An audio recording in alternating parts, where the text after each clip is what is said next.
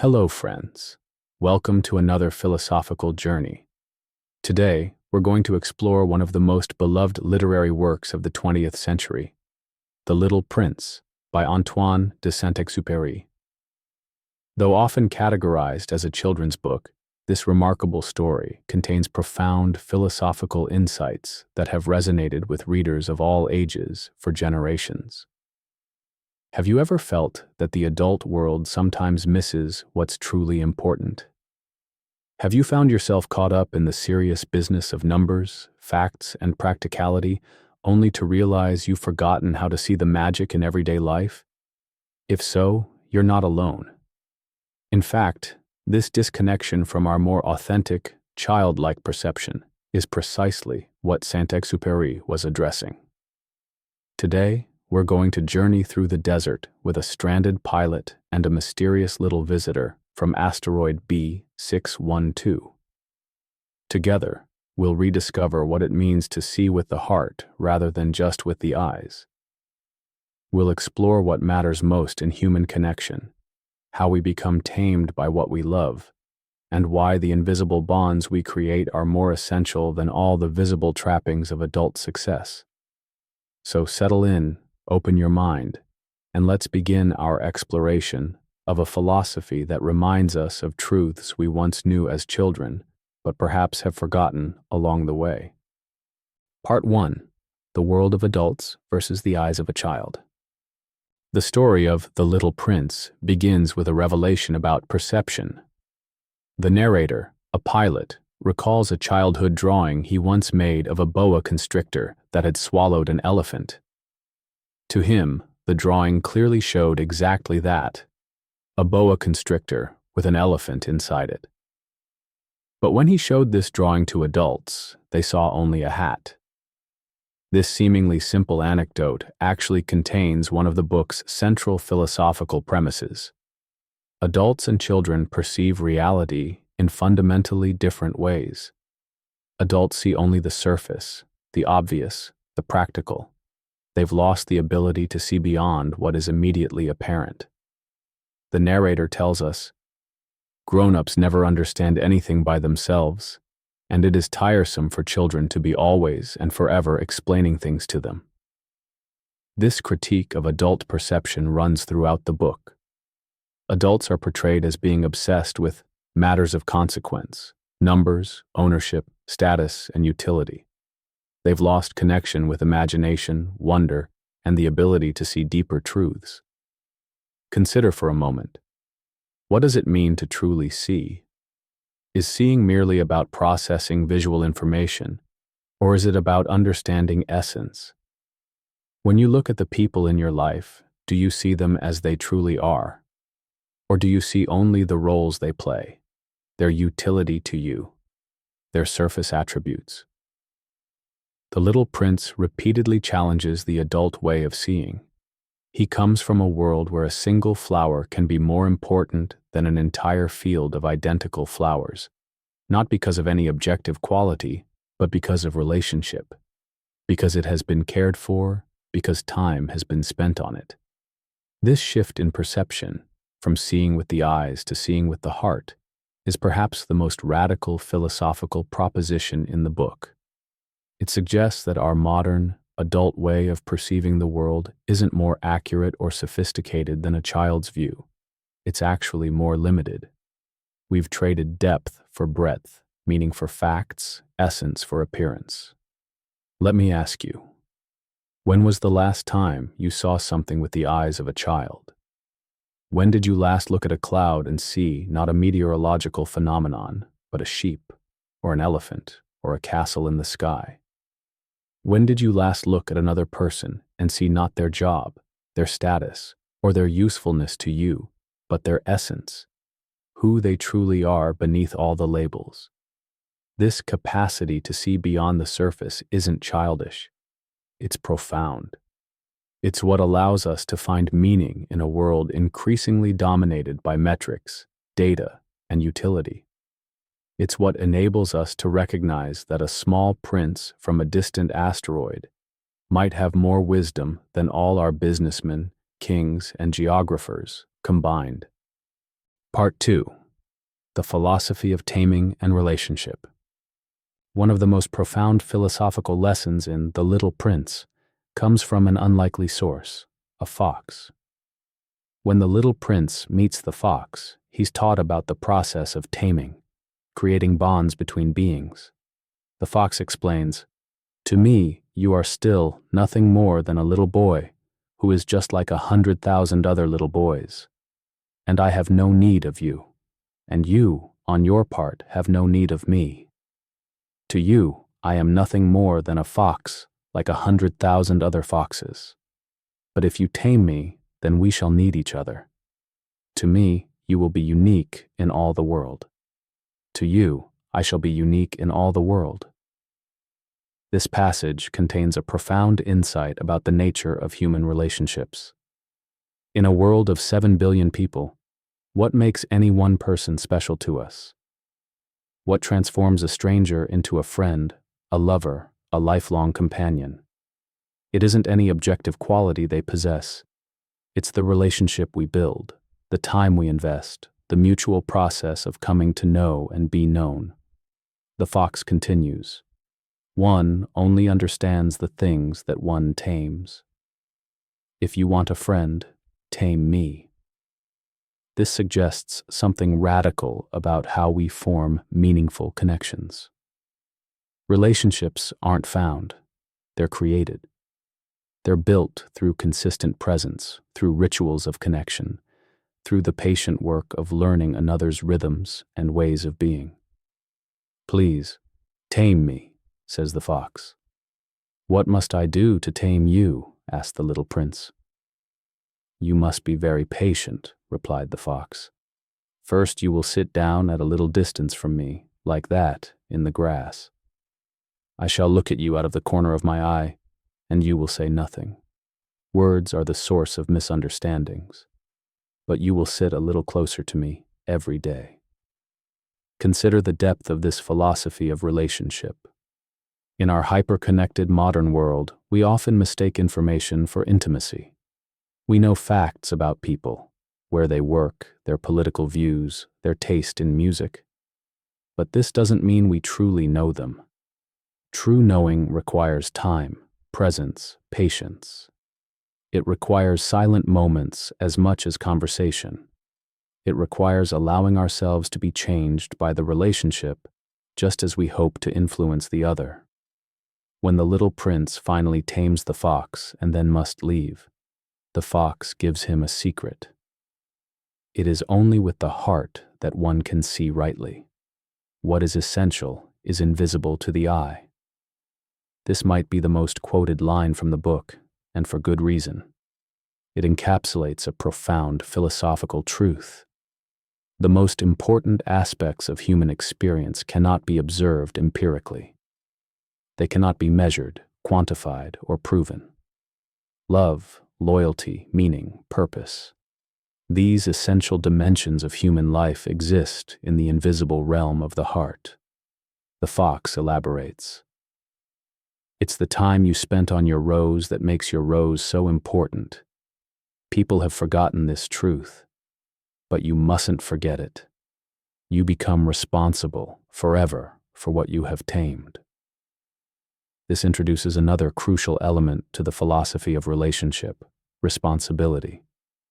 When we create bonds, we take on obligations, not the burdensome kind that society might impose, but the natural responsibilities that come with caring deeply for another being. These aren't obligations of duty, but of love. They aren't experienced as restrictions on freedom, but as expressions of our deepest values. So I ask you, who have you tamed? Who has tamed you? What invisible bonds have you created that give your life its particular meaning? And are you honoring the responsibility that comes with those bonds? Part 3. The Danger of Possession and Materialism. As the little prince travels from asteroid to asteroid, he encounters a series of adults who embody different forms of misguided values. There's the king who claims to rule over everything, but actually controls nothing. The conceited man who wants only to be admired.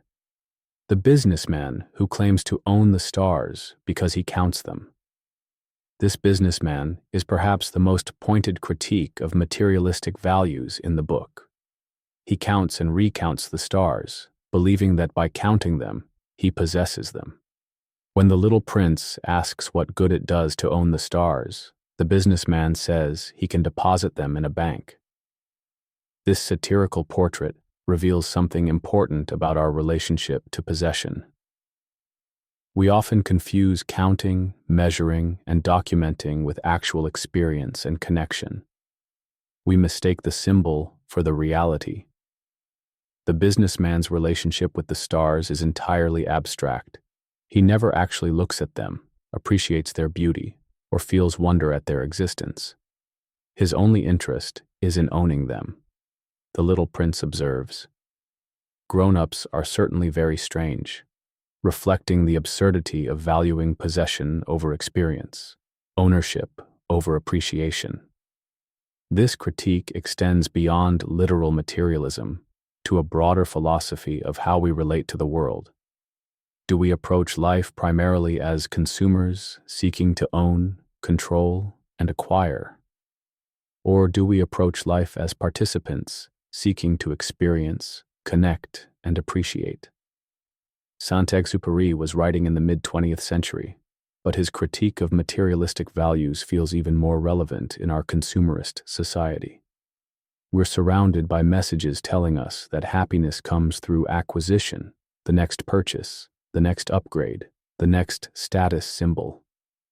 Yet, as many philosophers throughout history have observed, this path rarely leads to lasting fulfillment. The little prince's perspective offers an alternative. When he finds a garden of roses identical to his own special rose, he's initially devastated. What made his rose special if there are thousands like it? But he comes to realize that what makes his rose unique isn't any objective quality. It's the relationship he has with it. It is the time you have wasted for your rose that makes your rose so important, the fox tells him. This is a profound inversion of materialistic values. The worth of something doesn't lie in its scarcity, its price, or its objective properties.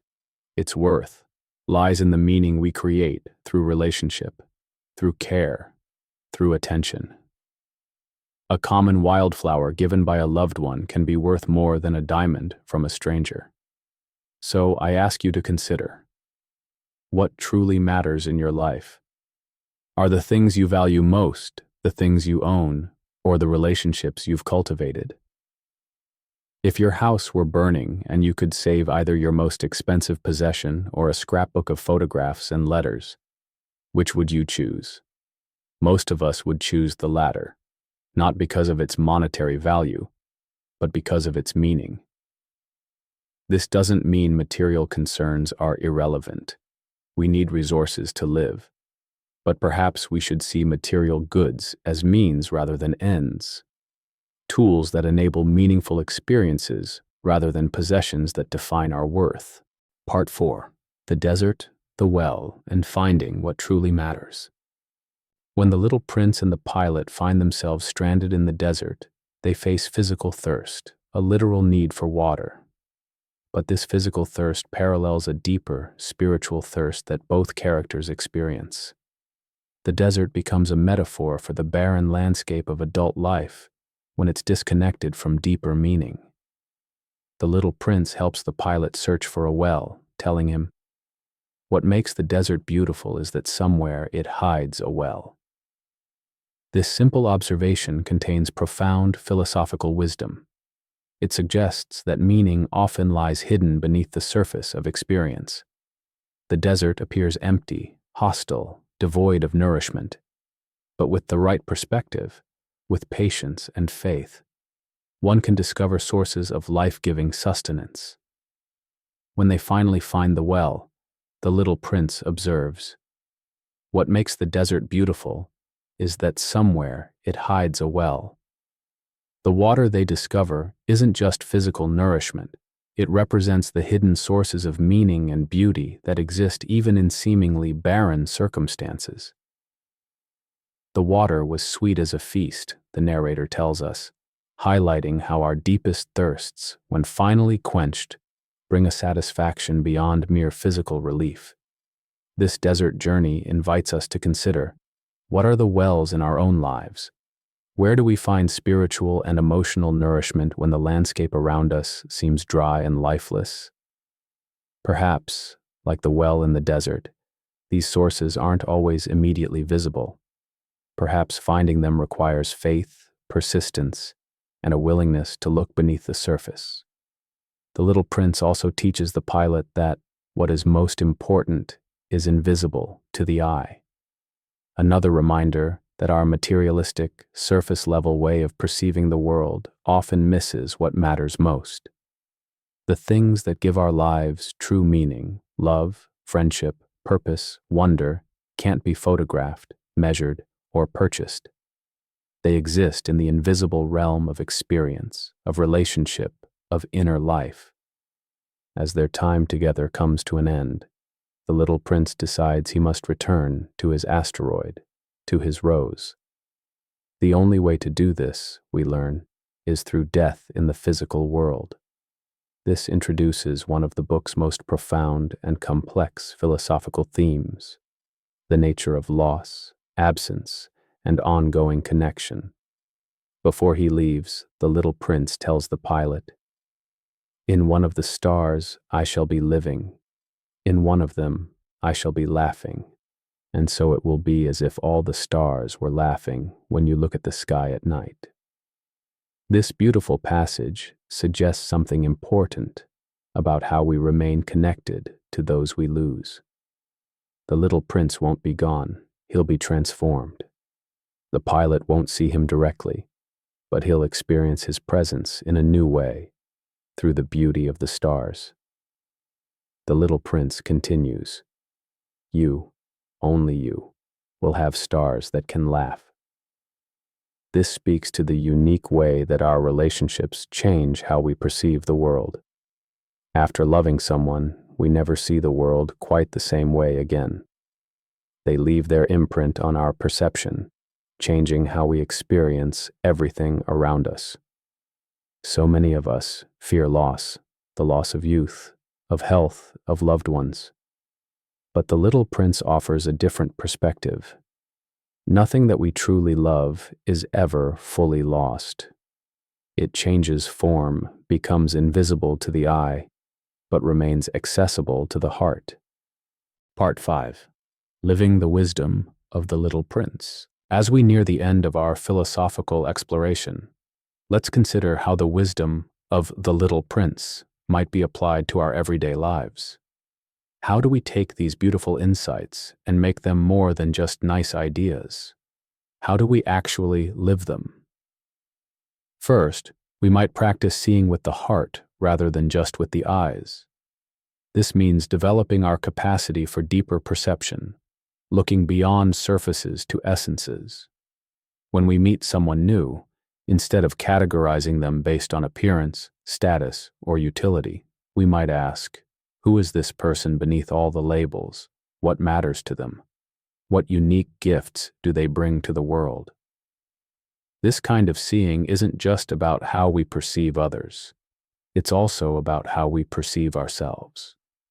So many of us identify with our roles, our achievements, our possessions. But who are we beneath all that? What is our essence? The Little Prince would encourage us to look beyond the grown-up definitions of success to rediscover what truly brings us alive. Second, we might invest more consciously in the process of taming, of building meaningful relationships through consistent presence and care.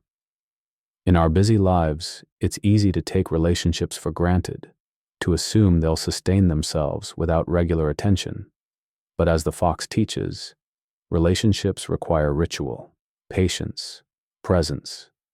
They require us to show up consistently, to listen deeply, to allow ourselves to be changed by our connections to others. This might mean establishing rituals of connection with those we love, regular times to be fully present with one another, free from distraction.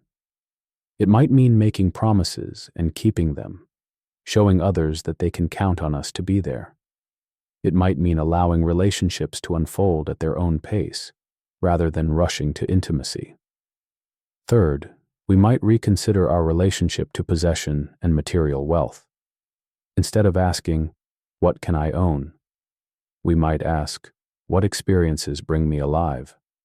What relationships give my life meaning?"